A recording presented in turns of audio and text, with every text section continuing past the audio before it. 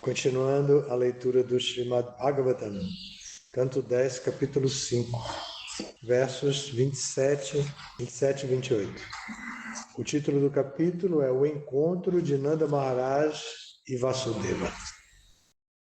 Pratarmama sutta kachin matra sahabhavet vraje tatam bhavam tamavano bhavadhyam upalalitam. Brataha, meu querido irmão. Mama, meu. Sutaha, filho. Baladeva, nascido de Rohini. Kachit, se. Matra Saha, com sua mãe Rohini. Bhajat Bhavat Vraje, em tua casa. Tatam, como pai. Bhavantam, a ti. Manvanaha, considerando. Bhavadhyam, por ti e por tua esposa. Yashoda. Upalalitaha, sendo devidamente criado. A tradução é a seguinte: meu filho Baladeva, sendo criado por ti e por tua esposa, Yashoda Devi, considera-vos pai e mãe. Está ele vivendo muito pacificamente em teu lar com sua verdadeira mãe, Rohini. Agora, Bhagavata, a pronúncia certa é Rohini, ok? Só para vocês saberem, estamos lendo o Bhagavata. Então, o próximo verso é Pumsas Trivargovihita Suhridohi Anubhavita Nateshu Kishamaneshu Trivargorthaya Kalpate. A tradução é a seguinte: quando os amigos e parentes de alguém estão devidamente situados, sua religião, desenvolvimento econômico e gozo dos sentidos, como se descreve nos textos védicos, são benéficos. Caso contrário, se os amigos e parentes estão aflitos, estes três elementos não podem oferecer felicidade alguma. Significado: Vasudeva, constrangidamente, informou a Nanda Maharaj que, embora tivesse esposa e filhos, não podia desempenhar apropriadamente seu dever de mantê-los, e por isso era infeliz. Amanhã começaremos com a resposta de Nanda Maharaj. Então, o contexto aqui, vocês estão acompanhando no dia a dia, o contexto aqui é que Nanda Maharaj estava em Gokula, vivendo na comunidade pastoril, com as vacas, agricultura, pomares, tudo isso funcionando regularmente, numa comunidade principalmente de irmãos. Eram 5 irmãos com suas famílias e outras pessoas, outros parentes também. Entre todos da comunidade estava Rohini, que é a esposa de Vasudeva, e tinha um filho, Baladeva, né? Balarama, e que era criada que era mantida sob a proteção de Nanda Maharaj. Nanda Maharaj é meio-irmão de Vasudeva. O pai de Vasudeva, Surasena, tinha pelo menos 2 esposas. Uma delas era Vaisha, que é a mãe de Nanda Maharaj, e todos os Nandas, Upananda, Abhinanda, os irmãos dele, que eram 5, e também era pai de Vasudeva, que era filho de uma mãe Kshatriya. Então, Vasudeva ficou imatura. E Nanda Maharaj com os irmãos estavam em Gokula, eles estavam estabelecidos ali. Nanda Maharaj sabia que Kamsa queria matar Krishna, queria matar as crianças daquela região, e ele escondia Krishna. Então ele tinha o maior cuidado em fazer o pagamento dos impostos na data certa, tudo direitinho, para não chamar a atenção de Kamsa de jeito nenhum. Mas quando ele ia até Mathura para fazer o pagamento, ele se encontrava com seu irmão e amigo Vasudeva. Aqui, Vasudeva o chama de irmão.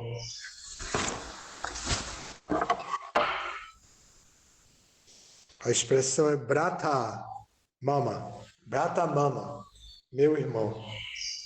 Como a gente chama mano, né? As pessoas em São Paulo chamam muito.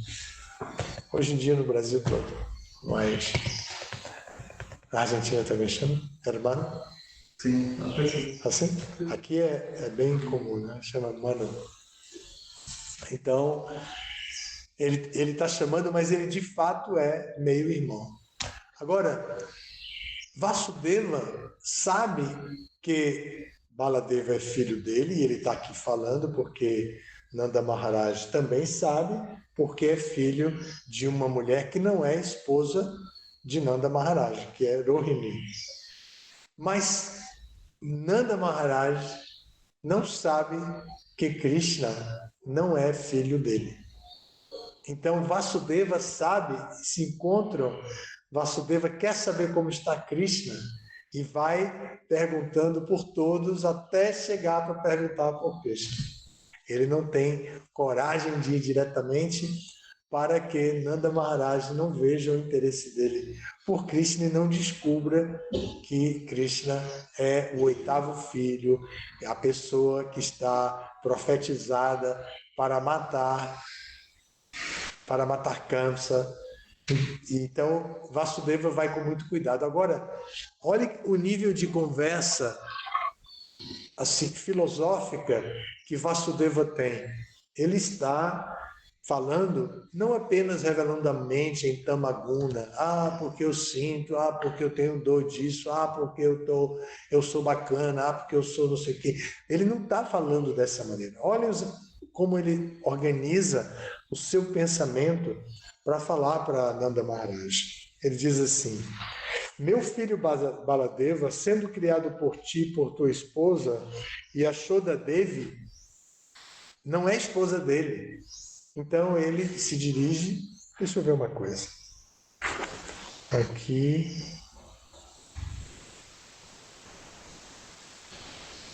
Aqui ele, na verdade, ele diz somente por ti e por tua esposa. E na tradução palavra por palavra tem uma explicação de que a esposa de Nanda Maharaj é Yashoda. Na tradução do verso, Prabhupada acrescentou, além de Yashoda, acrescentou Devi, para ajustar a etiqueta de que quando uma pessoa se dirige à esposa de alguém, se dirige de uma forma, de maneira formal. Ele não toma intimidade com a esposa do outro. A etiqueta védica diz isso. Então ele não vai falar como vai Yashoda. Ele vai dizer então como vai Yashoda Devi. Assim é a maneira de se relacionar. E aqui Prabhupada, na tradução corrida, ele põe Yashoda Devi como nome. Mas continuando, Vasudeva vai dizer: ele considera-vos pai e mãe, né? Baladeva considera-vos pai e mãe. Aí pergunta: como está ele? Está vivendo pacificamente em teu lar com sua verdadeira mãe, Rohini? Então ele está querendo afirmar que, embora ele esteja sendo criado por Nanda e Yashoda também, a mãe dele é Rohini. Isso Vasudeva está dizendo. Agora, no segundo verso, ele diz: ele vai filosofar, né? Então ele diz: quando os amigos e parentes de alguém estão devidamente situados, sua religião, desenvolvimento econômico e gozo dos sentidos, como se descreve nos textos védicos, são benéficos. Como é que uma pessoa, os parentes, podem estar situados em uma sociedade organizada, socialmente organizada? A organização social, de acordo com os Vedas, é em termos de Varna e Ashrama. Então, o que ele está dizendo aqui é: quando os amigos e parentes de alguém estão devidamente situados em Varna e Ashrama, eles estão no seu devido Varna. Se são brahmacharis, atuam como brahmacharis. Se são grihastas, atuam como grihastas. responsáveis, tolerantes, pacientes, cuidadosos, protetores, delicados, amáveis, tudo, né? Então, produtivos, né? Como grihastas, se são vanaprastas, então recolhidos, saindo dos meios sociais e se recolhendo com sua esposa para estudar, peregrinar, etc. Se são sannyasis, também renunciados, viajando, pregando, estimulando as pessoas, ajudando as pessoas. Então, quando elas estão devidamente situadas em Varna, que é isso que eu falei, ou em ashram, que é isso que eu falei, ou em Varna, que são brahmanas, kshatriyas, vaishyas e shudras. Então, de acordo com isso, observem que Nanda Maharaj estava bem situado em Varna. Sendo filho de uma mãe vaishya, ele estava situado no campo, cuidando da pecuária, da agricultura, e estava bem lá, pagando os devidos impostos para o rei. E Vasudeva estava na cidade com funções administrativas, porque ele era um kshatriya, mas agora ele está preso, né? Então, ele naturalmente tem permissão para sair, mas ele ainda não está devidamente libertado aqui. Ele vai ser libertado totalmente quando Krishna vai para lá e cuida disso. Então aqui, Vasudeva continua, ele diz assim, quando os parentes e amigos de alguém estão devidamente situados em Varna e Ashram, aí vem Dharma, Artha e Kama. Dharma, que é a religiosidade, a prática da religião dele, a organização religiosa dele, o desenvolvimento econômico, se ele está devidamente situado, ele está se desenvolvendo economicamente de acordo com a sua posição, tá ok? Né? Se for um brahmachari, vive para satisfazer o mestre espiritual, para coletar alimentos, mendigar, como a palavra que não é muito bem vista na sociedade ocidental, mas que representa bem o papel de um brahmachari, que é coletar, que é ir até as pessoas, está representando o mestre espiritual, está servindo o mestre espiritual. Então,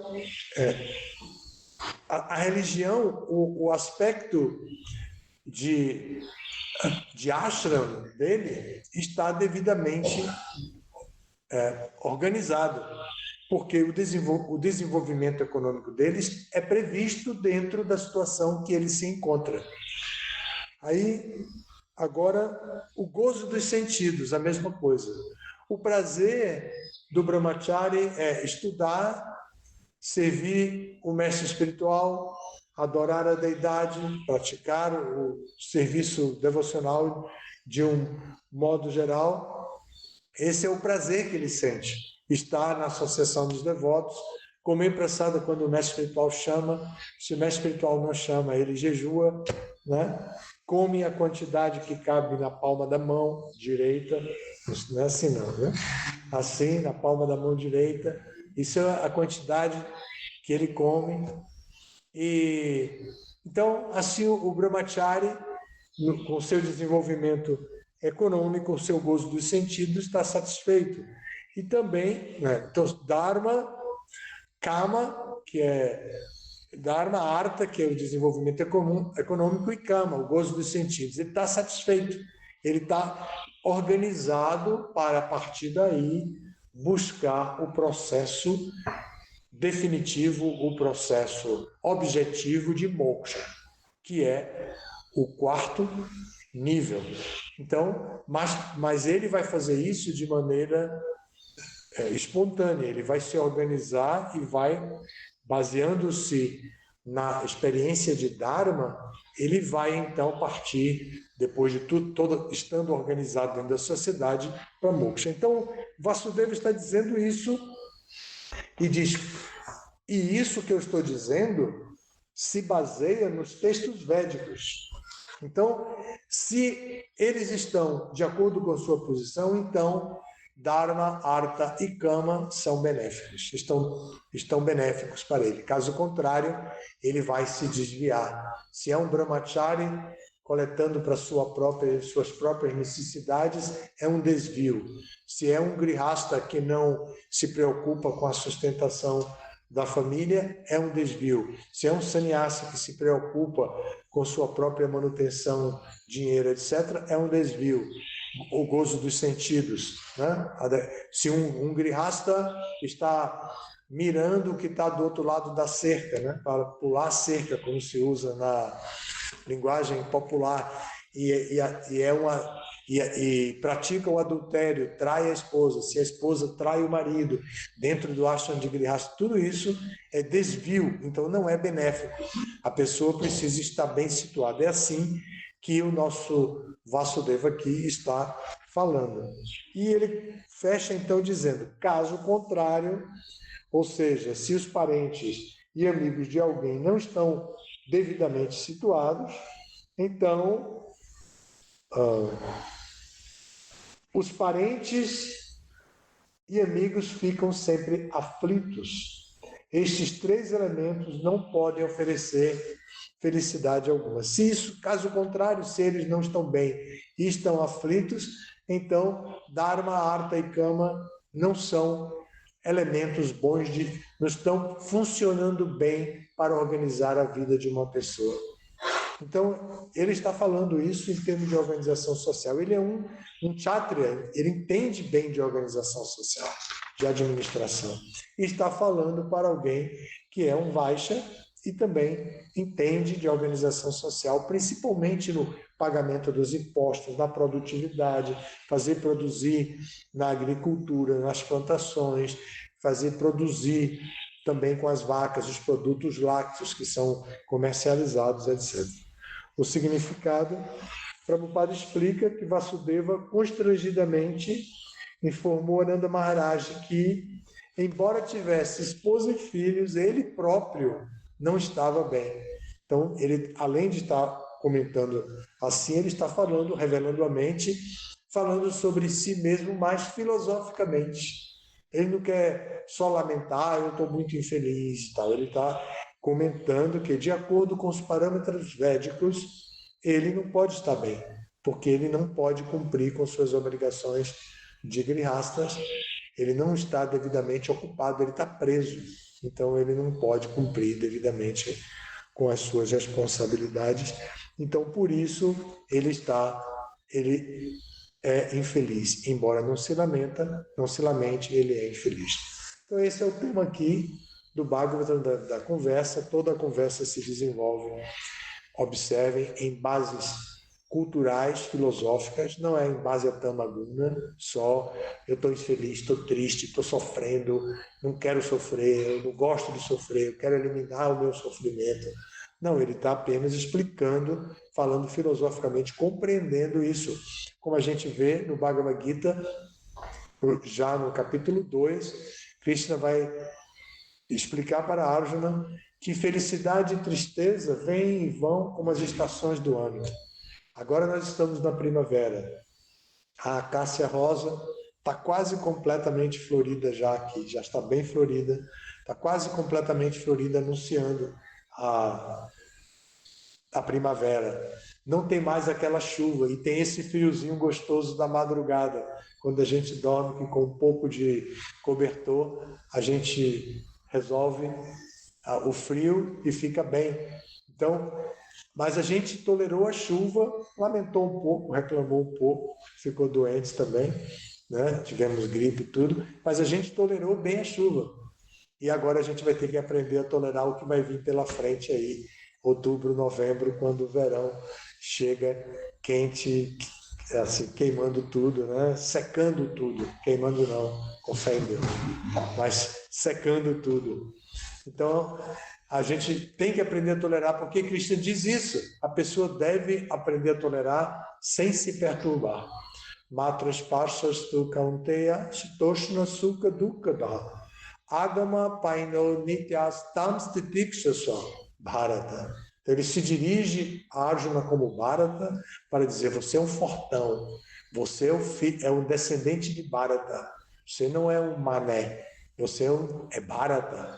Então, como Bharata, você pode realizar a tolerância para felicidade e tristeza. E isso é o contexto do diálogo entre Vasudeva e Nanda Maharaj. Não é um diálogo em Tamaguna. Eu estou sofrendo, não quero sofrer, estou aqui chorando porque não sou feliz. Não é isso. Eles estão analisando, Vasudeva está analisando nos parâmetros de Varna e Ashrama e de organização social, como a felicidade e a infelicidade vêm se não há um posicionamento adequado das pessoas nas suas duas divisões de Varna e Ashrama. Tudo bem? Alguma pergunta ou comentário? Eu fiquei curioso, o pai de Vasudeva e Nanda Maharaj, que ele era um kshatriya, ele era um Kshatriya, Surasena. kshatriya. E os filhos, tipo, a gente tinha várias mulheres, cada uma tinha um ashram diferente, né? Uhum. Os filhos delas, tipo, não herdavam o que o pai tinha, senão o que a mãe tinha. Como que... Não, a mãe tinha o que o pai e a família dela organizaram para ela ter. Então eles herdaram. Mas eles seguiam como, por exemplo, filho de uma Vaishya, seguia como Vaishya, mesmo o pai sendo kshatriya. Em algumas situações, sim. Em outras situações, o Vaishya pode ser criado assim. É que há um desequilíbrio. Ele está preso, ele não pode dar a devida assistência a Rohini. Quando ele sai, ela vai imediatamente para Mathura. Então, ela vai para Mathura. Rohini vai para Mathura. Ela não fica em Vrindavana com Krishna e Balarama. Krishna e Balarama saem e ela também sai, vai para Mathura, volta para a companhia de Vasudeva.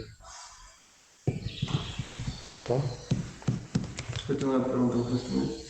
O senhor falou da Mata Kama e nesse Kama precisa como é autossatisfação, então, para aceitar somente um nível de felicidade de acordo com o Advana.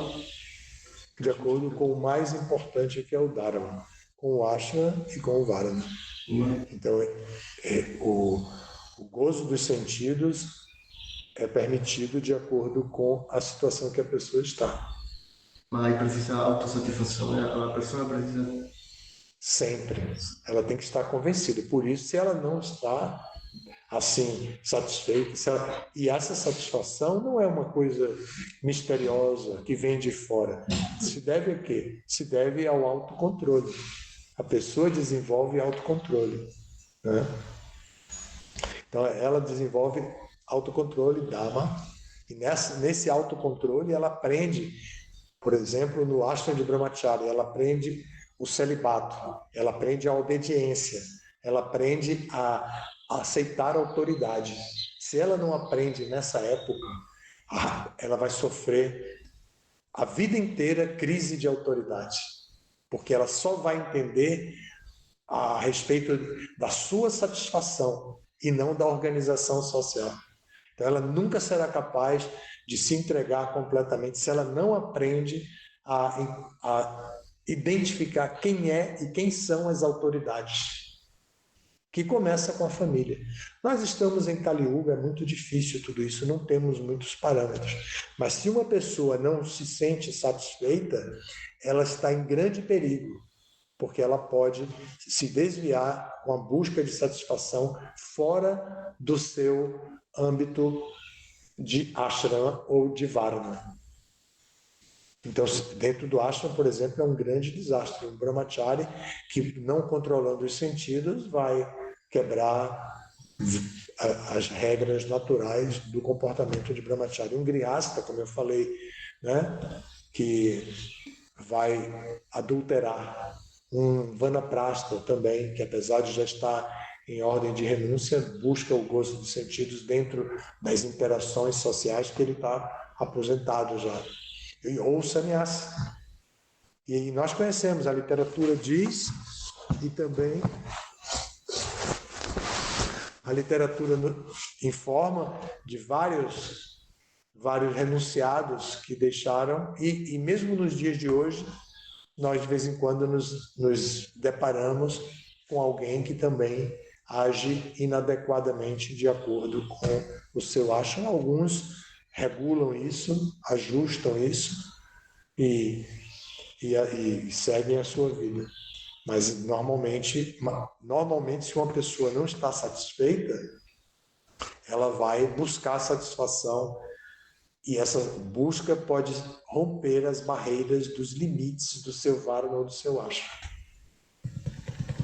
A autossatisfação vem através do conhecimento filosófico.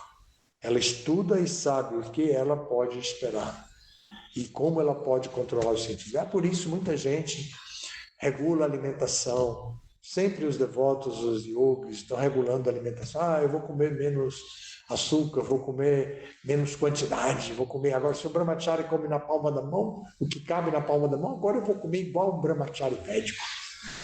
Aí vai lá para comer agora só o que está ali. Aí a etapa de Chaturmasya, que tem tantas austeridades, vou fazer Chaturmasya mesmo, vou deixar o cabelo, a barba crescerem, vou comer com a boca no chão, o prato é colocado no chão e eu vou comer sem a mão, com a boca. Vou comer, não posso levantar. Se eu levantar, paro de comer, tenho que rejeitar o resto da comida. Vou fazer todos esses votos agora. Sempre tem gente querendo fazer esse tipo de coisa.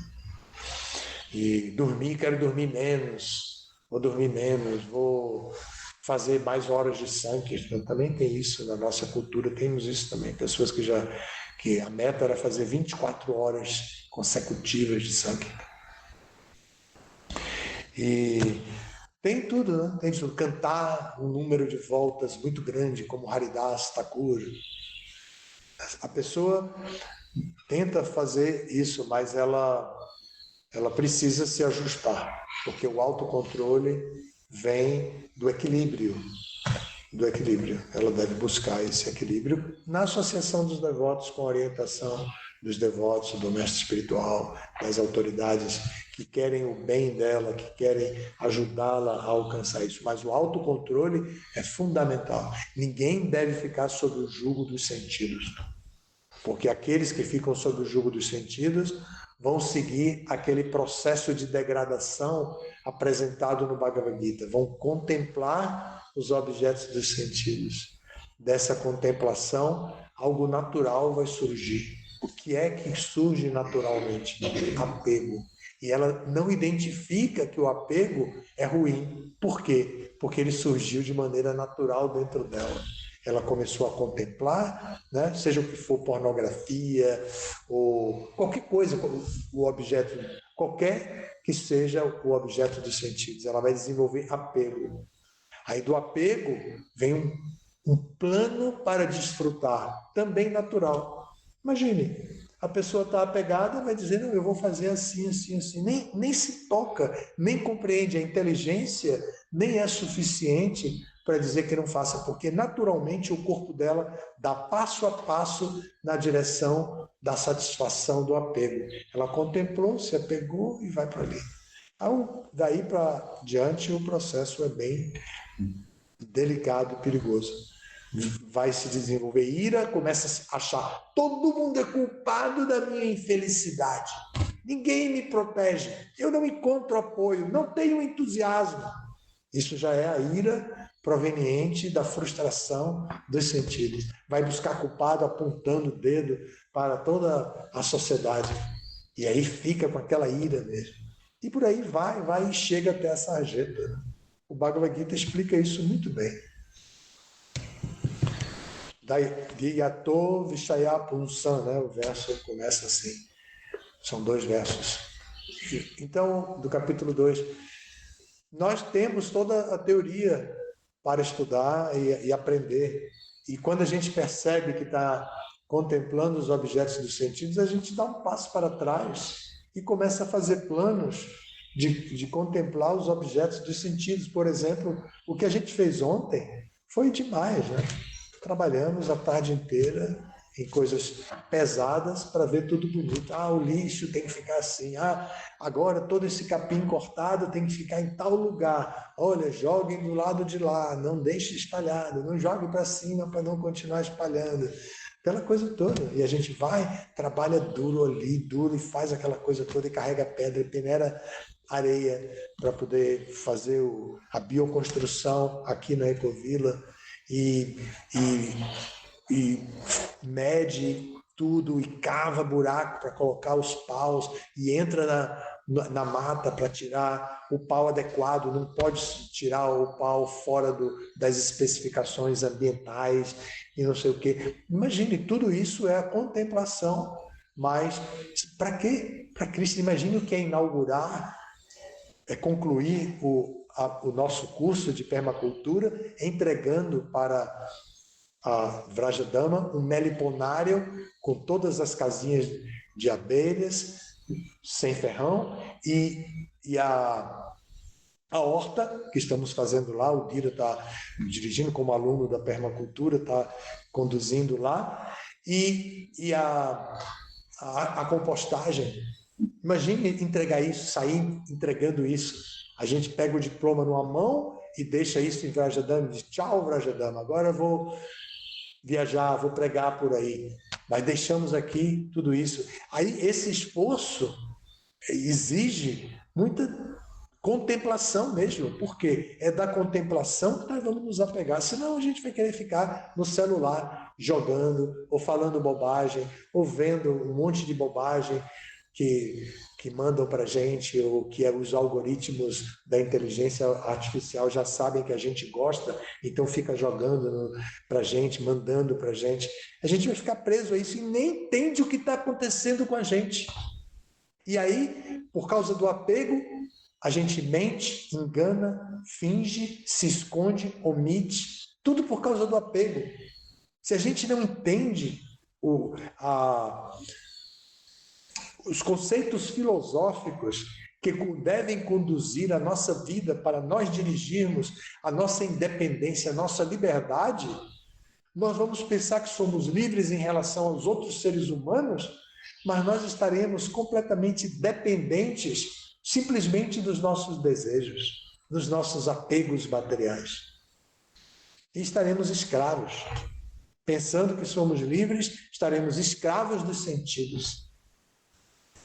E vamos viver, como o Bhagavatam descreve, como soldados falíveis, que na guerra, na luta, comete erros e morrem.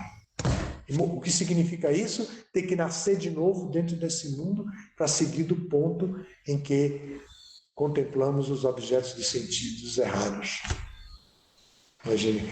Agora nós podemos contemplar. Imagine o que é deixar essa sala linda, limpa. Como ontem, por exemplo, eu pedi para Sita lavar a lona que Maharaj Yamunacharya emprestou, dizendo que era caríssima. E eu fiquei o tempo inteiro pensando nessa lona.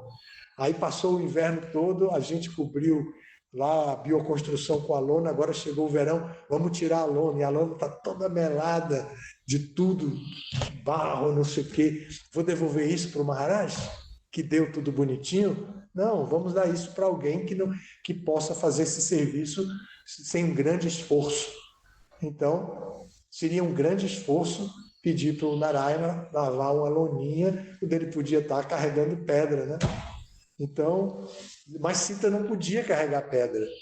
Então, Narayana vai carregar pedra e Sita vai lavar a lona. Aí Narayana arranjou alguém para ajudar ele e Sita arranjou alguém para ajudar ele. E fizeram e entregaram a lona limpinha, bacana, sem nenhum furinho, sem nada. Então, isso a gente tem que contemplar os objetos dos sentidos, a lona, a pedra, a lama, o barro, o prego, a madeira que a gente está trabalhando. E se apegar a fazer bem feito. Dira estava lá, demorou um pouquinho para chegar, eu disse: cava aqui, cava aqui. Aí o Gijo foi lá cavar, cavou, e o Dira disse: cavou errado, era para cavar mais para cá. Saiu do não sei. É isso, a gente tem que, às vezes, mesmo no processo de entender a vida material, nós temos que fazer essa análise. Isso é Sankhya, analisar a matéria. Isso é Sankhya. E a gente utiliza Sankhya dentro da tendência natural de contemplar os objetos dos sentidos. Então, os objetos dos sentidos para nós são esses. Aí eu vou pegar o carro para poder pegar o reboque, o carro está com o pneu furado. Aí vou trocar o pneu do carro porque está furado. E depois de trocar o pneu, aí vamos lá, pega o reboque, devolve o reboque para o mesmo lugar que estava, tampa a parte elétrica do reboque. Pelo amor de Deus, é muita coisa. Quem é que vai ter energia para desfrutar dos sentidos depois disso? Não vai, a gente saiu feliz, todo mundo agradecendo um ao outro pela ajuda que teve, todo mundo estava contente, ninguém está virado, todo mundo feliz trabalhando e todo mundo suado e cansado. Essa é a vida espiritual dentro do mundo material. Tá bem? Hare Krishna. Todas as glórias a Srila Prabhupada. Jai Srila Prabhupada.